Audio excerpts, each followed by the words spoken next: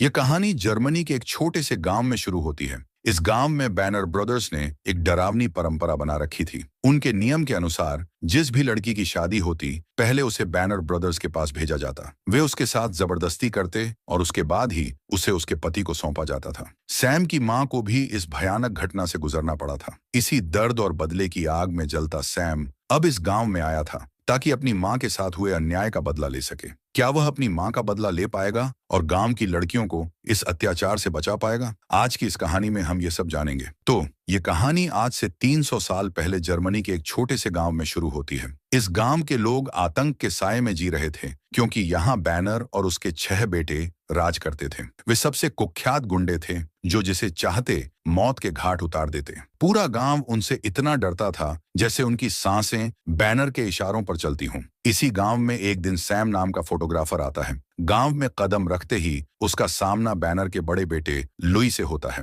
Louis उसे धमकाते हुए कहता है, अगर तुम्हें गांव में रहना है तो हमें रिश्वत देनी होगी। सैम शांति से उसे एक पोटली देता है जिसमें सोने के सिक्के होते हैं। वह लुई से कहता है, मुझे यहाँ 6 महीने तक रुकना है जब तक सर्दियां खत्म नहीं हो जाती। लुई सिक्के देखकर ठहाका लगाता है और कहता है, अब तुम्हें हर महीने हमें ऐसे ही एक पोटली देनी होगी। सैम उसकी शर्त मान लेता है और कहता है कि वह घाटियों की तस्वीरें खींचने आया है। लुई शकभरी नजरों से सैम की बातें सुनता है और उसका सामान जांचने लगता है। इसी बीच लुई का सबसे छोटा भाई फ्रेंच सिक्कों को लेकर अपने पिता बैनर के पास जाता है। बैनर सिक्कों को गौर से देखता है और आदेश देता है कि सैम को गांव में रहने दिया जाए। इसके बाद बैनर के बेटे सैम को गांव में एक पुराना घर देते हैं जहां पहले से ही एक बूढ़ी औरत मारिया और उसकी बेटी पौला रहती थी। बैनर के बेटे उन्हें धमकाते हुए कहते हैं, अब से यह तुम्हारा मेहमान है, इसका अच्छे से ख्याल रखना। अगर इसे कुछ हुआ तो हम तुम दोनों को जिंदा नहीं छोड़ेंगे। बैनर और उसके बेटे वहां से चले जाते हैं, लेकिन पौला सैम के आने से बिल्कुल भी खुश नहीं होती। गुस्से में भरी वह सैम का सामान उठाकर ऊपर के कमरे में फेंक देती है और बिना कुछ कहे नीचे आ जाती है। उसकी नाराजगी उसके चेहरे पर साफ झलक रही थी। पौला की मां मारिया सैम से उसकी बेटी के व्यवहार के लिए माफी मांगती है, लेकिन सैम खुद को भी इस स्थिति के लिए कहीं ना कहीं जिम्मेदार मानता था। वह विनम्रता से सिर झुकाकर कहता है, आपको माफी मांगने की कोई जरूरत नहीं है। थोड़ी देर बाद सैम अपना कुछ सामान लेकर अस्तबल में चला जाता है। वह उसे एक कोने में इस तरह छुपाता है जैसे वह नहीं चाहता कि कोई और उसके बारे में जाने। रात के खाने के दौरान पौला सैम के बारे में जानने की कोशिश करती है। वह भारी आवाज में पूछती है, तुम यहाँ क्यों आए हो? सैम हल्की मुस्कान के साथ जवाब देता है, मैं अमेरिका में पला बढ़ा हूँ, वहीं मैंने फोटोग्राफी सीखी। मैं यहाँ घाटियों की बेहतरीन तस्वीरें लेने आया हूँ ताकि एक अच्छी नौकरी हासिल कर सकूं। मारिया, जो अब तक चुपचाप उनकी बातें सुन रही थी, अचानक गंभीर हो जाती है। वह धीमे लेकिन सख्त लहजे में सैम को चेतावनी देती है, तुम्हें बैनर ब्रदर्स से सावधान रहना होगा। वे सिर्फ खूंखार ही नहीं बल्कि बेरहम भी हैं। यहाँ हर किसी की किस्मत उनके हाथों में होती है। रात को सोने से पहले सैम अपनी जेब से एक लॉकेट निकालता है। लॉकेट खोलते ही उसकी मां की तस्वीर सामने आ जाती है। उसकी आंखों में हल्का सा दर्द उभर आता है और उसके चेहरे के हाव भाव से साफ झलकता है कि उसका इस गांव से कोई पुराना रिश्ता है। तभी अचानक उसे अस्तबल में किसी के जाने की हल्की आहट सुनाई देती है। जैसे ही वह खिड़की से झांकता है तो देखता है कि पौला वहां लुकास नाम के एक युवक से मिल रही है। बातचीत के दौरान पता चलता है कि वे दोनों एक दूसरे से बहुत प्यार करते हैं और जल्दी ही शादी करने वाले हैं। सैम यह सब चुपचाप देखता रहता है और फिर वापस लेट जाता है। अगली सुबह पौला फिर से सैम से मिलने आती है। बातचीत के दौरान वह उसके परिवार के बारे में पूछती है। सैम जवाब देता है, मेरे पिता की मृत्यु बहुत पहले हो गई थी। अब मेरे परिवार में सिर्फ मेरी माँ है। इसके बाद वे दोनों बाजार में कुछ सामान लेने के लिए निकल जाते हैं। जिस दुकान से वे सामान खरीद रहे होते हैं वहीं बैनर ब्रदर्स भी मौजूद थे। सैम वहां से घोड़े की नाल की कील खरीदता है और दुकान से बाहर निकलने ही वाला होता है कि तभी ह्यूबर्ट बैनर उसका रास्ता रोक लेता है। ह्यूबर्ट जबरदस्ती सैम को शराब पिलाने की कोशिश करता है, लेकिन जब सैम पीने से मना कर देता है तो ह्यूबर्ट को यह बात बुरी लगती है। अगले ही पल बाकी बैनर ब्रदर्स भी वहां आ जाते हैं और सब मिलकर सैम को पीटना शुरू कर देते हैं। सैम खुद को बचाने की कोशिश करता है, लेकिन 6 आदमियों के सामने ज्यादा देर तक टिक नहीं पाता। वे उसे बुरी तरह मारते हैं और फिर ठहाके लगाते हुए वहां से चले जाते हैं, जैसे यह उनके लिए महज एक खेल हो। अगले दिन सैम घाटियों की तस्वीरें खींचने के लिए निकल जाता है। चलते चलते उसकी नजर चर्च के सामने लगे क्रूस पर पड़ती है। वह उसे देखने लगता है जैसे यह सिर्फ एक लकड़ी का क्रूस नहीं बल्कि उसके अतीत से जुड़ा कोई अहम हिस्सा हो। सैम को गांव में रहते हुए 1 महीना बीत जाता है। सर्दियां अब अपने चरम पर थीं। पूरी घाटी बर्फ की सफेद चादर से ढक चुकी थी और कोहरा इतना घना था कि कुछ ही कदम दूर की चीजें भी दिखाई नहीं दे रही थीं। लेकिन बैनर ब्रदर्स के लिए यह मौसम भी उनकी क्रूरता को रोकने वाला नहीं था। ऊपर घाटी पर बैनर ब्रदर्स पेड़ों को काटकर नीचे फेंक रहे थे। उनका सबसे छोटा भाई फ्रेंच नीचे घाटी में खड़ा था, जबकि बाकी भाई ऊंचाई पर थे। अचानक एक बड़ा पेड़ घाटी के बीच में जाकर अटक जाता है। फ्रेंच उसे देखने के लिए आगे बढ़ता है, लेकिन तभी एक अजीब घटना घटती है। अचानक वह पेड़ कोहरे को चीरते हुए नीचे गिरने लगता है। फ्रेंच कुछ समझ पाता उससे पहले ही वह पेड़ के नीचे आ जाता है और मौके पर ही दम तोड़ देता है। ऊपर खड़े बैनर ब्रदर्स को कुछ भी साफ दिखाई नहीं देता, क्योंकि कोहरा बहुत घना था। यह हादसा एक दुर्घटना जैसा लग रहा था। वे सभी बस खड़े होकर नीचे देखने की कोशिश करते रहे, लेकिन किसी को समझ नहीं आया कि आखिर हुआ क्या था। रात को गांव का पादरी आता है, जो बैनर ब्रदर्स का बेहद करीबी था। वह चर्च की परंपराओं के अनुसार फ्रेंच की आत्मा की शांति के लिए प्रार्थना करता है, लेकिन गांव के बाकी लोग चुप थे। न किसी की आंखों में आंसू थे, न कोई दुख जाहिर कर रहा था। अगले दिन लुकास के माता पिता पौला के घर आते हैं। वे पौला और लुकास के रिश्ते की बात आगे बढ़ाने के लिए आए थे, लेकिन जैसे ही पौला यह सुनती है, वह खुश होने के बजाय अचानक दुखी होकर वहां से चली जाती है। लुकास उसके पीछे जाता है और उसे समझाने की कोशिश करता है, लेकिन पौला का गुस्सा फूट पड़ता है। वह चीखते हुए कहती है, मैं बैनर ब्रदर्स के पास नहीं जाऊंगी। दरअसल गांव में बैनर ब्रदर्स ने एक भयानक परंपरा बना रखी थी। इसके अनुसार जिस भी लड़की की शादी होती, पहले उसे बैनर ब्रदर्स के साथ रात बितानी पड़ती थी। सभी भाई मिलकर उसकी इज्जत कुचलते और उसके बाद ही उसे उसके परिवार को सौंपा जाता था। यही वजह थी कि पौला इस रिश्ते से डर रही थी। इसके बाद हम ऑटो बैनर को जंगल में शिकार करते हुए देखते हैं। वह एक हिरण का पीछा कर रहा था, लेकिन जैसे ही वह आगे बढ़ता है, अचानक एक लकड़ी उसके चेहरे पर जोर से लगती है। उस लकड़ी में घोड़े की नाल की कीलें लगी हुई थीं, जो सीधा उसकी आंखों में घुस जाती हैं। दर्द के मारे ओनाटो जोर से चीख उठाता है, लेकिन उसे कुछ दिखाई नहीं देता। घबराहट में लड़खड़ाते हुए वह एक पहाड़ी से नीचे झील में गिर जाता है और मौके पर ही उसकी मौत हो जाती है।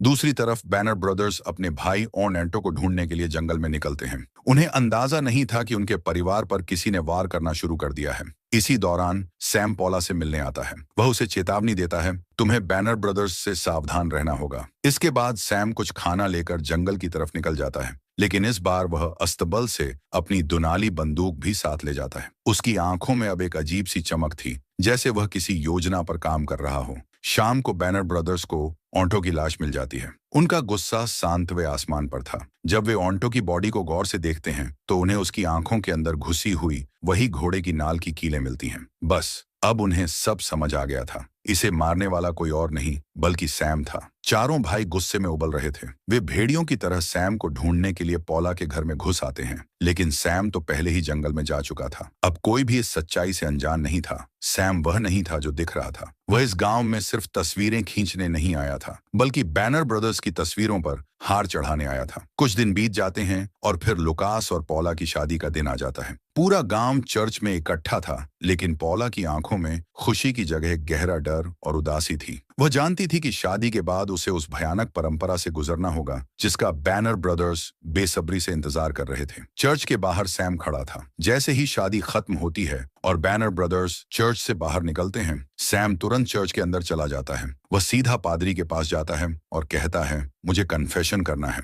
पादरी यह सुनकर थोड़ा असमंजस में पड़ जाता है, लेकिन सैम की गंभीर आवाज सुनकर उसे बैठने का इशारा करता है। सैम बोलता है, मैं तुम्हें 2 हत्याओं के बारे में बताना चाहता हूँ। मैंने ही दोनों बैनर ब्रदर्स को मारा है। यह सुनते ही पादरी का चेहरा सफेद पड़ जाता है। सैम उसकी घबराहट को अनदेखा करते हुए अपना लॉकेट निकालकर उसके सामने रख देता है। पादरी कांपते हाथों से उसे उठाता है, लेकिन जैसे ही वह लॉकेट खोलता है और उसमें सैम की मां की तस्वीर देखता है, अतीत की यादें उसकी आंखों के सामने घूमने लगती हैं। सालों पहले इसी चर्च में पादरी और बैनर ब्रदर्स ने मिलकर एक घिनौना अपराध किया था। सैम की मां की शादी के बाद उसके पिता ने उसे बैनर ब्रदर्स के पास भेजने से इनकार कर दिया था। यह उनके नियमों के खिलाफ था और बैनर ब्रदर्स ने इसे अपनी तौहीन समझा। उन्होंने सैम के पिता को पकड़ लिया और सबके सामने सूली पर लटका दिया। और उसी रात पादरी ने खुद बैनर ब्रदर्स के साथ मिलकर सैम की मां के साथ गलत किया। लेकिन जब बैनर ब्रदर्स सैम की मां को मारने जा रहे थे, वह घोड़े पर सवार होकर वहां से भाग निकली थी। पादरी ने भी इस पाप में उनका साथ दिया था। अब वह हाँफते हुए लॉकेट को गिरा देता है और सैम को देखने लगता है। सैम की आंखों में गुस्सा और बदले की आग थी। पादरी कांपती आवाज में कुछ कहने ही वाला था कि सैम ने अपनी बंदूक निकाली और सीधा उसे गोली मार दी। शादी की रात पूरे गांव में जश्न का माहौल था, लेकिन पॉला की आंखों में खुशी नहीं, सिर्फ डर था। तभी बैनर ब्रदर्स वहां आ धमकते हैं। वे पॉला और लुकास के पास आते हैं और जबरदस्ती पॉला का हाथ पकड़कर उसे डांस करने के लिए घसीटने लगते हैं। पॉला की आंखों से आंसू बहने लगते हैं, लेकिन कोई भी उसकी मदद करने की हिम्मत नहीं करता। जब लुकास अपनी मंगेतर को बचाने के लिए आगे बढ़ता है तो बैनर ब्रदर्स उसे बुरी तरह पीट देते हैं। पॉला चीखती रही, गिड़गिड़ाती रही, लेकिन चारों भाई शैतान की तरह उस पर हंसते रहे। फिर वे उसे जबरदस्ती पकड़कर अपने साथ ले जाने लगते हैं। जंगल के रास्ते में उन्हें सैम मिलता है। उसके हाथ में बंदूक थी और उसकी आंखों में ऐसी आग थी जो किसी को भी राख कर सकती थी। सैम ने सीधा बंदूक लुइस बैनर के माथे पर तान दी और कहा, पॉला को छोड़ दो। लुइस के पास कोई और चारा नहीं था। उसने पॉला को छोड़ दिया और वह रोती हुई भागकर सैम के पीछे आ गई। सैम ने अपनी बंदूक नीचे नहीं की। उसने चारों भाइयों की आंखों में देखा और कहा, अगर तुम सच में मर्द हो तो कल सुबह जंगल में आना, हम वहीं फैसला करेंगे। बैनर ब्रदर्स उसकी चुनौती को स्वीकार कर लेते हैं। सैम ने पॉला को वापस लुकास के पास छोड़ दिया और बिना कुछ कहे अंधेरे में गायब हो गया। दूसरी ओर बैनर ब्रदर्स रात को अपनी बंदूकें साफ करने लगते हैं। इसी बीच सैम गांव के एक बूढ़े दंपति के घर पहुंचता है। जैसे ही उन्होंने दरवाजा खोला, उनके चेहरे का रंग उड़ गया। सैम ने चुपचाप सोने के सिक्कों से भरी थैली निकाली और उन्हें खाने के लिए कहा। बूढ़े कांपते हुए सिक्कों को देखते रहे और उनकी आंखों में गहरी शर्म झलक उठी। दरअसल यही वे लोग थे जिन्होंने लालच में आकर बैनर ब्रदर्स की मदद की थी। सैम उनकी उम्र का लिहाज करके उन्हें माफ कर देता है। घने जंगल में सुबह का सूरज अभी पूरी तरह निकला भी नहीं था, लेकिन बैनर ब्रदर्स के अंदर बदले की आग जल रही थी। वे अपने घोड़ों पर सवार होकर बंदूकें लहराते हुए जंगल में दाखिल हुए। दूसरी ओर सैम एक पुरानी झोपड़ी में सो रहा था। तभी घोड़ों के टापों की आवाज पास आती गई। सैम तुरंत सतर्क हो गया। अचानक बैनर ब्रदर्स ने झोपड़ी पर ताबड़तोड़ गोलियां बरसानी शुरू कर दी। गोलीबारी इतनी तेज थी कि लकड़ी की दीवारें छटक गईं, छप्पर उड़ गया और झोपड़ी जलने लगी। पूरे जंगल में गोलियों की गूंज फैल गई। गांव वाले भी सहम गए। बैनर ब्रदर्स को लगा कि सैम मर चुका है। ह्यूबर्ट सबसे आगे बढ़कर अंदर गया, लेकिन तभी सैम अंधेरे से निकला और एक सटीक गोली चलाई। गोली ह्यूबर्ट के सीने को चीरते हुए पार निकल गई। ये देखकर बाकी तीनों भाई सहम गए और पेड़ों के पीछे छिपने लगे। अभी वे संभल भी नहीं पाए थे कि सैम ने झाड़ियों से गोली चलाई। गोली सीधे भागते हुए रूडोल्फ के पैर में लगी। वह दर्द से चिल्लाता हुआ नीचे गिर पड़ा। अब बस एडी और लुई बच गए थे। लुई ने एडी को कवर दिया ताकि वह रूडोल्फ को बचा सके। रूडोल्फ जमीन पर पड़ा अपने आप को बचाने की भीख मांग रहा था। एडी अपने भाई को तड़पता हुआ देख नहीं सका। जैसे ही वह उसे बचाने के लिए पेड़ के पीछे से बाहर निकला, सैम ने ताबड़तोड़ गोली चलाई। गोली एडी के सीने को चीरते हुए पार निकल गई। लुई ने किसी तरह एडी को कवर में खींच लिया और उसे एक बंदूक पकड़ाई और कहा, हम दोनों मिलकर हमला करेंगे, उसे मार गिराएंगे। लुई बोला, लेकिन सैम पहले ही अपनी जगह बदल चुका था। जैसे ही एडी ने बंदूक उठाई, सैम की गोली ने उसके माथे को चीर दिया। वो वहीं गिर पड़ा। अब बस लुई बचा था। लुई ने पूरी ताकत से गोलियां दागनी शुरू की, लेकिन सैम की नजरें बाज जैसी तेज थीं। एक आखिरी गोली चली और लुई की कहानी भी खत्म हो गई। बैनर ब्रदर्स का अंत हो चुका था, लेकिन यह लड़ाई अभी खत्म नहीं हुई थी। अब बैनर ब्रदर्स के पिता की बारी थी। सैम सीधा बैनर के घर की ओर बढ़ गया, लेकिन उसे अंदाजा नहीं था कि बैनर ब्रदर्स के अलावा भी कोई और उसका इंतजार कर रहा है। जैसे ही सैम घर तक पहुंचा, एक विशालकाय आदमी हथौड़ा लेकर सामने आ गया। वह बैनर ब्रदर्स का 7वां भाई था। अब तक वह छुपा हुआ था। ब्लैकस्मिथ ने लोहे के हथियार से सैम पर ताबड़तोड़ हमला कर दिया। सैम ने बचने की कोशिश की, लेकिन ब्लैकस्मिथ की ताकत बहुत ज्यादा थी। सैम बुरी तरह घायल होकर जमीन पर गिर पड़ा। अब ब्लैकस्मिथ उसकी हत्या करने ही वाला था कि अचानक एक गोली चली। ब्लैकस्मिथ वहीं ढेर हो गया। लुकास ने सही समय पर आकर सैम की जान बचा ली थी। गहरी सांसें लेते हुए सैम अब अपने आखिरी दुश्मन से मिलने के लिए घर के अंदर दाखिल हुआ। वहां बूढ़ा बैनर बिस्तर पर लेटा उसका इंतजार कर रहा था। सैम ने अपनी मां की तस्वीर वाला लॉकेट निकाला और बूढ़े बैनर की ओर फेंक दिया।